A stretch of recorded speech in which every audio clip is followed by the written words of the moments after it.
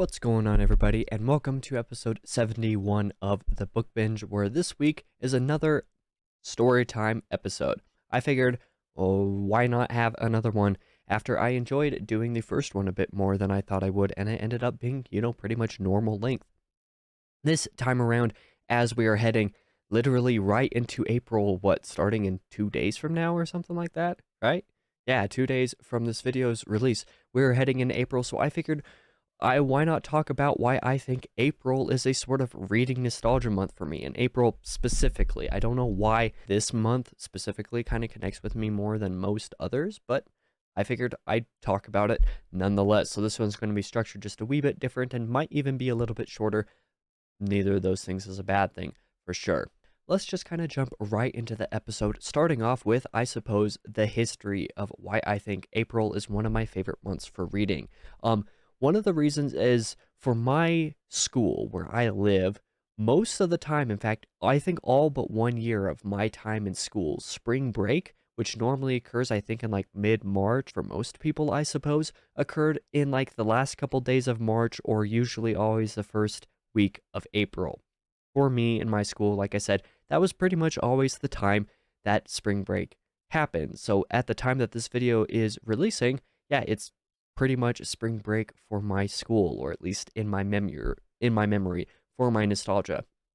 So going to spring break always yielded plenty of reading time for me. Where I would go is one of my grandparents' old place in Mesquite, Nevada, which some people might know as being like an hour or something away from like Las Vegas or something, on the way to Las Vegas from where I live. It's actually a really neat place. It was really nice at that time of year in April. It wasn't too hot, but it, wasn't winter or anything like that. And, just escaping from the winter of where I live, which tends to last halfway through April most of the time, was always really nice.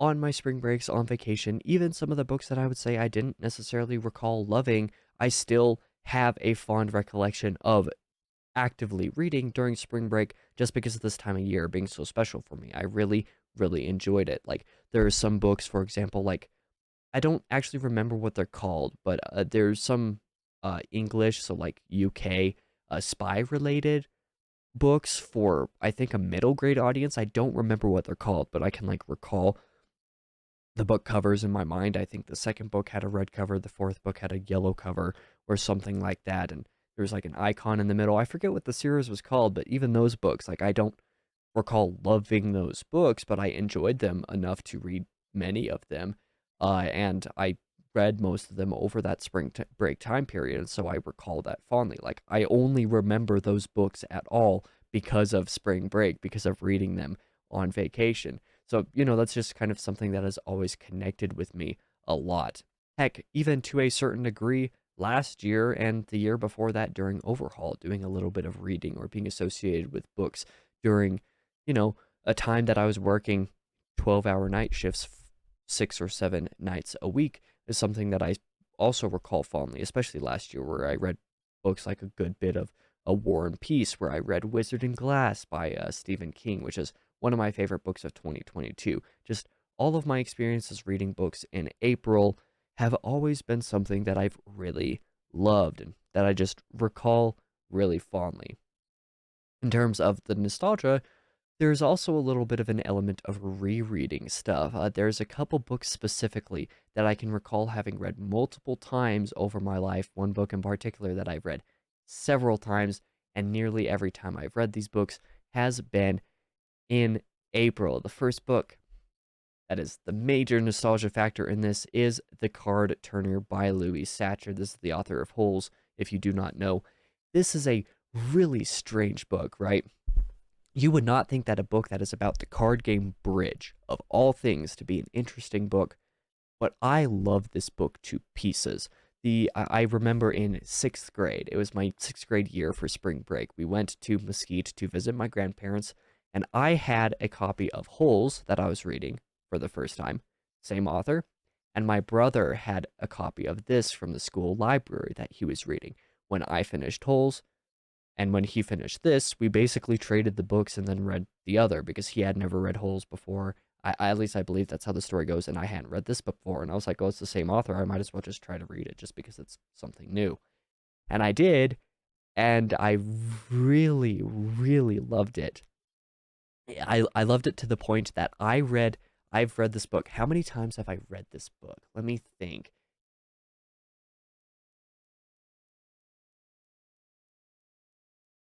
I've read this book at least 5 times.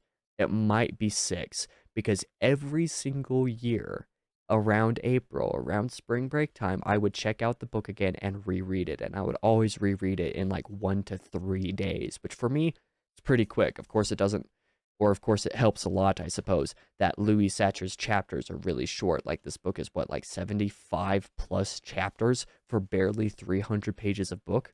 Yeah, they're only a few pages each. So when it comes right down to it, this is one of the key factors in April being a super nostalgia month for me, because this is a book that I've read several times in my life, always around this time of year, and I do plan to get into that again this year, because there was a couple years that I actually missed because I just wasn't reading in general. A secondary type of nostalgia for me, I guess, for April is going to be 127 Hours Between a Rock and a Hard Place by Aaron Ralston. Of course, this was originally published just under the title Between a Rock and a Hard Place, but I specifically associate it with the movie cover edition of 127 Hours, because again, in sixth grade, actually, that's ironic. I didn't even consider that. In sixth grade, I first read this book with a buddy of mine at the time, because we had like this sort of lit circle group thing going on in that year, where the teacher, there was actually a genius idea where the teacher had like a dozen different books just like sitting in different parts of the classroom. And she said, now, today, we're going to do assigned reading, but instead of just giving you all a book that you have to read, you have like 12 options to go between, and then you'll spend however long it takes for you to read the book, and then you get to choose another one of the books, and then you get to do that, and then you'd have discussions with it with the other people who wanted to read that book. So you had a little bit of choice with the dozen plus other books that there were.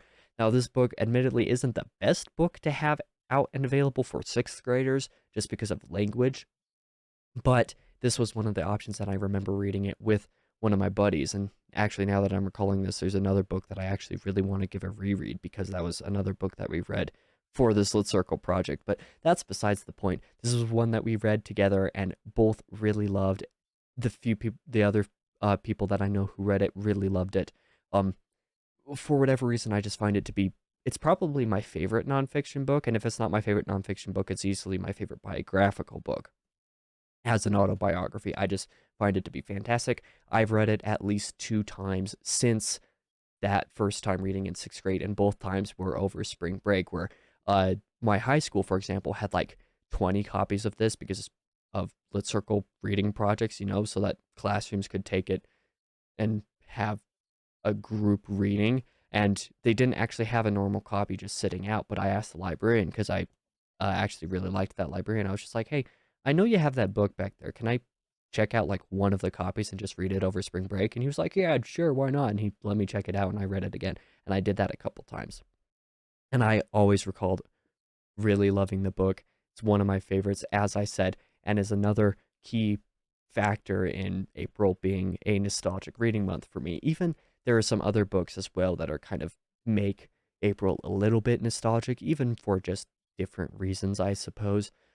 One of them being less so, but I will go ahead and note it because it is one of my favorite series of all time. And prior to reading Sun Eater was still my favorite series of all time, being the Underland Chronicles by Suzanne Collins. This is a YA series for sure, but one that I read for the first time in eighth grade around this time in April in spring break. It's not a this isn't necessarily nostalgic for April because of rereads, because both of the times that I've reread it since then has been during the wintertime, but because the first time that I read it, and thereby the time that I actually associate these books with in my mind, has been early spring or around April. So, all of these books are books that I actually do plan to get into again this April for my TBR. More on that on Tuesday. But yeah, what months or seasons, or even, whatever it is, what time of year do you just get a little bit extra cozy and are more fun for you as a reader? I would genuinely like to know, just because April is one that connects with me so much. I'm curious to see if there's anybody else who connects with April, or any other month for any other reason, just something that you love about reading during that month. Do you have any books or anything like that that you always read year after year during a certain time of year because of that cozy feeling or something like that? Again, let me know. Otherwise, thank you for watching this relatively short video on why I think that April is my reading nostalgia month. If you have one, again, let me know. I'll be back again on, oh, good grief. I'll be back again, like I said, on Tuesday, actually, with my March reading wrap up and April TBR, and you might see a few of the books that I already talked about in this video in that video as well. So, feel free to join me for that. But thank you guys for watching. I'll be back next week.